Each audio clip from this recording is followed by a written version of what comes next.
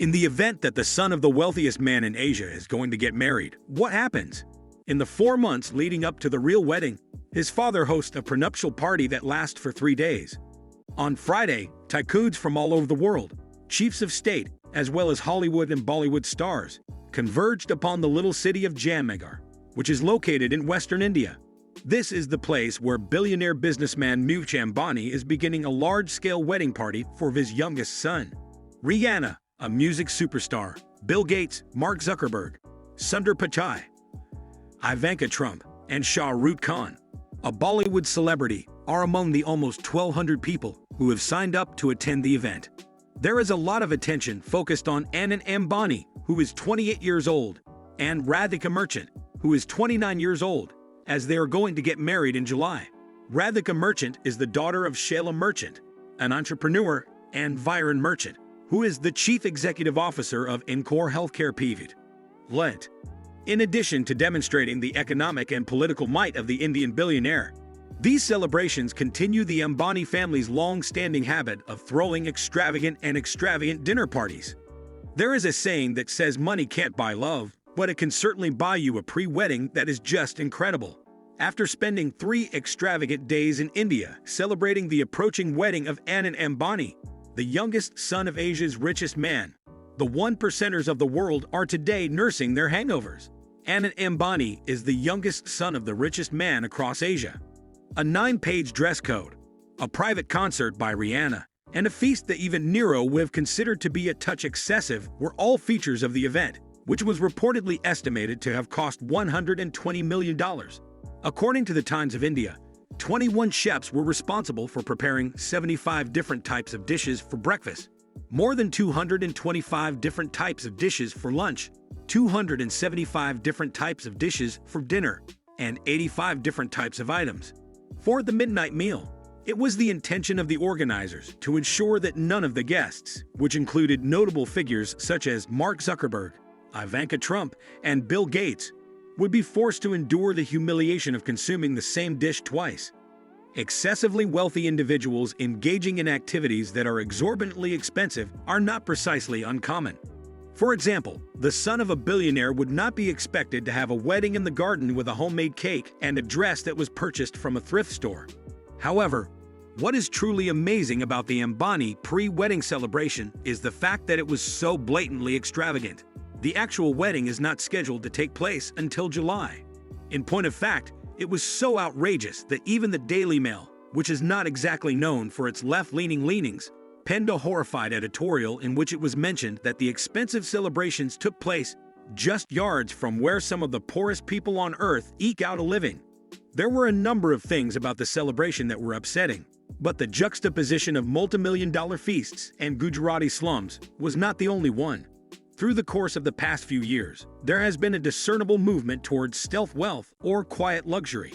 Rather of flaunting their fortune with showy brands, the ultra-wealthy have been more subdued about their mega millions, displaying their affluence through more subtle status symbols. The Ambani party, on the other hand, was anything but quiet.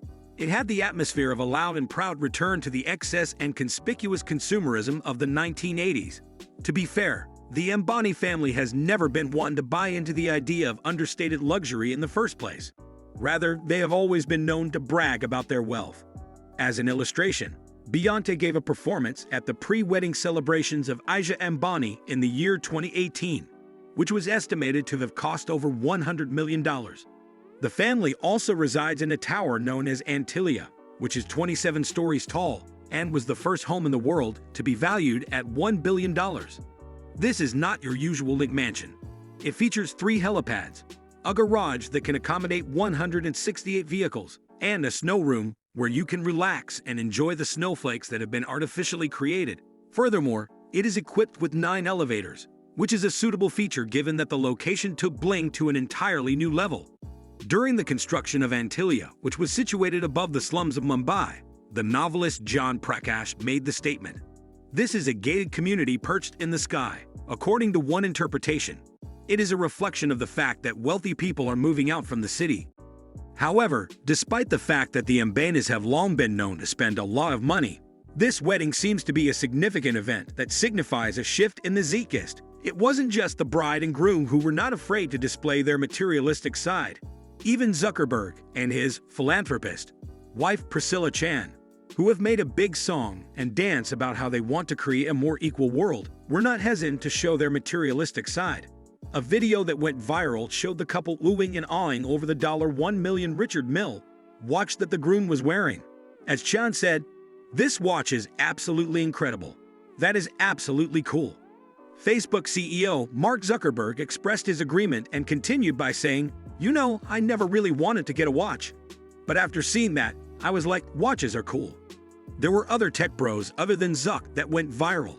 An internet-famous tea vendor named Dolly Chawala served Bill Gates Che in a video that he uploaded to his website. Gates is also known for his outspokenness over his desire to save the world. I believe that Gates came to the conclusion that the film was a cute celebration of ingenuity, but the entire thing gave off a colonial vibe that was slightly unsettling. Inequality, which has been exacerbated by the pandemic, has reached unprecedented heights, and the financial divide is continuing to deepen. Oxfam recently made the observation that we are currently living in a decade of division, marked by crisis after crisis that is growing the gap between an oligarchic few and the vast majority. Aren't those few oligarchs concerned about rubbing their wealth in the face of the great majority of people? In light of the fact that even middle-class Americans are having trouble affording food, aren't they concerned about the public perception of their lavish lifestyle? The fact that they should be concerned about the appearance of inequality is something that they have been warned about. At a gathering that took place in London the previous year, members of the global elite were informed that there was a real risk of actual insurrection in the event that inequality continued to increase, and that they should be on the lookout for pitchforks and torches.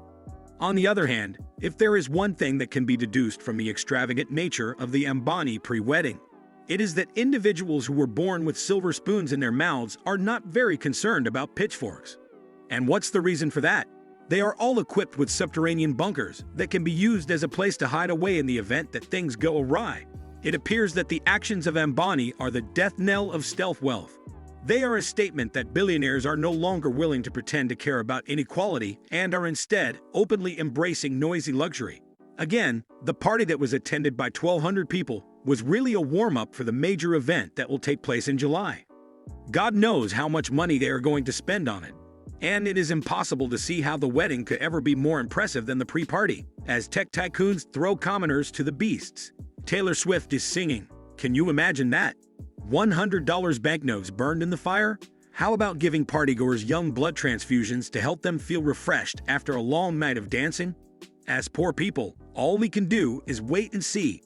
Did you like it? Tell us what you think of the video in the comments section below. And don't forget to subscribe to our YouTube channel for more interesting videos.